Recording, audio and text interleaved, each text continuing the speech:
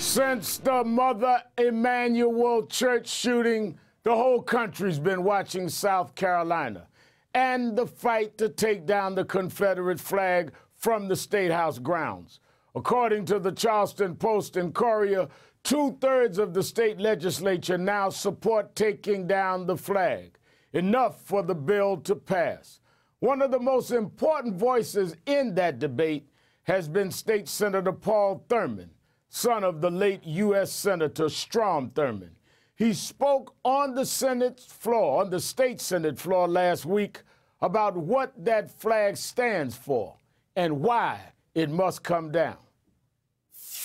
Our ancestors were literally fighting to continue to keep human beings as slaves and continue the unimaginable acts that occur when someone is held against their will.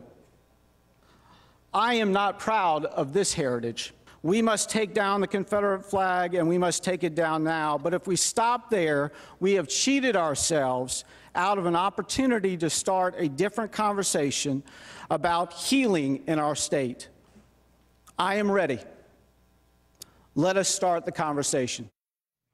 He said it's time to start a conversation, and I agree, and not to stop at just a conversation.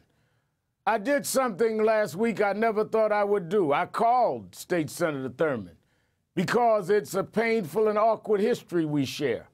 You see, in 2007, a New York paper revealed that his forefathers, the Thurmonds, owned my forefathers.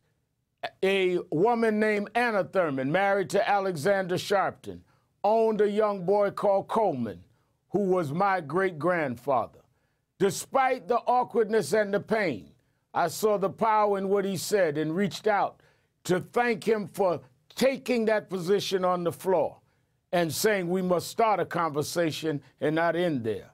It is in these awkward and painful moments that maybe history can possibly move forward.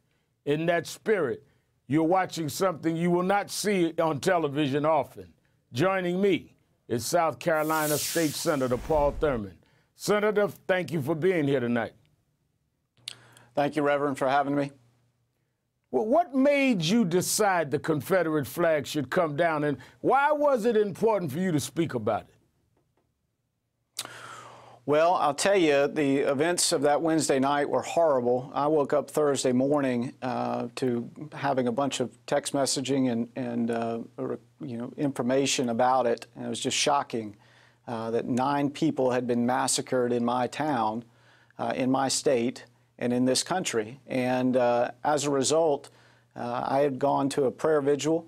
The prayer vigil was very powerful. It was at the Morris Brown AME Church. And really felt the love and from that process and began to pray about it. Talked with my wife on that Friday. She asked me, why would you want to continue to keep it up? What are your reasons? And after trying to come to reasons, I realized that I was just making excuses. This was really the right thing to do. On Sunday, we had a Bible study on the book of Mark. That referenced having, sowing seeds and having the seeds be needing fertile ground. And I started to make the analogy of these circumstances and how this tragedy could be turned into something positive.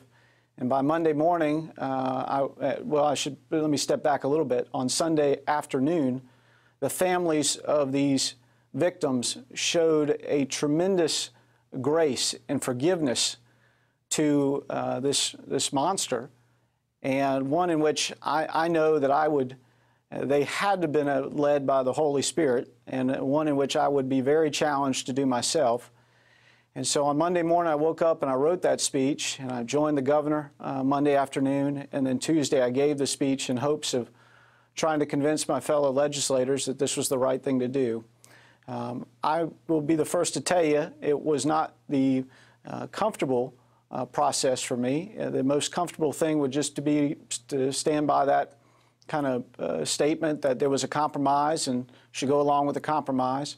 But over that reflection, that process, it just became very clear to me that this was the right thing to do This flag symbolized racism and hatred.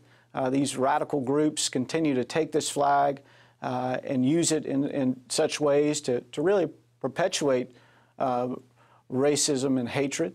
And so it's time for it to come down, and it's time to begin the conversation. And you are saying the flag represents racism, and you are saying what the flag has represented to many of us that were, as you said on the floor, held against their will.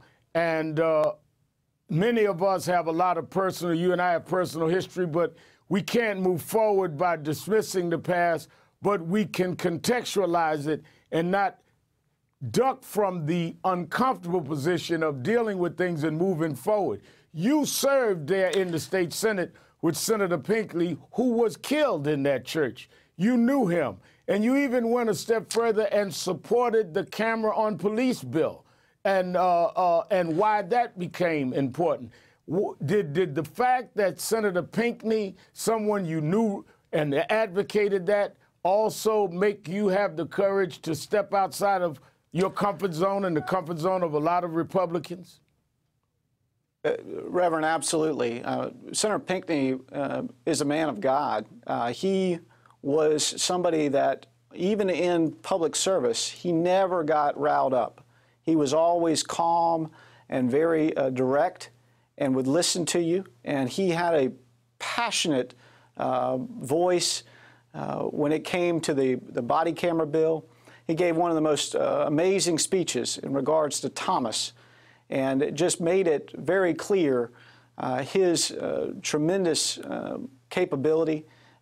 People have referred to him as a prodigy. He started preaching at age 13, which is just astounding. But the tragedy really, for me, it just had me step back, look at the circumstances, look at what these radical groups were supporting, and made me reconsider and reevaluate why I was comfortable simply going along with the position that you know, this was a compromise. It should just stay in place. And I found that to be an excuse. And so I was ready to address it. I felt like if I was going to address it, I needed to talk to the body and let them know that process that I'd gone through, and encourage them to have their own self-evaluation, their own reflection, and encourage them to support the flag coming down. What kind of response have you gotten to that speech? Oh, it's been absolutely overwhelmingly positive. I've gotten emails and text and Facebook messages from across the country. I've had people reference that speech and indicate that it brought them to tears, indicated that they had finally heard a politician be honest, and they were just so appreciative of my courage to step out. And, you know, it's a little bit overwhelming. It's not really a position that I'm used to being in. So I've appreciated them in return, that they were willing to write and express their views to me. Two things that I thought were pretty interesting. One person contact me and indicate that they, after hearing that speech, they went out and took their Confederate flag down that they were flying outside their house. I had another reference that they had a Confederate flag tattoo on their arm, and they had made an appointment with a dermatologist. It was a tremendous outpouring of support to very, very few, maybe a half dozen that I've heard from. Now, again, I'm not saying that in hopes that I'll get all those haters to start emailing me left and right, but it's been an amazing outpouring of support and encouragement. And well, I think we've got the votes. I think the votes are supposed to be there, and I think you're right, and I think President Obama's right, that a conversation is needed, but it can't end there. We must go a long way. But the fact that even in our awkwardness for Strom Thurmond's son and Coleman Sharpton's great-grandson to even talk about racism means maybe, just maybe, if we continue being honest and straightforward, not saying what each other wants to hear, we can start moving in that direction. When I called you, I said to myself, it's a shame it takes 9 lives to bring us to this point, 9 innocent lives. What would be worse, Senator, is if we lost 9 innocent lives and didn't move at all. State Senator Paul Thurmond, yes, sir. Thank you so much for your time tonight.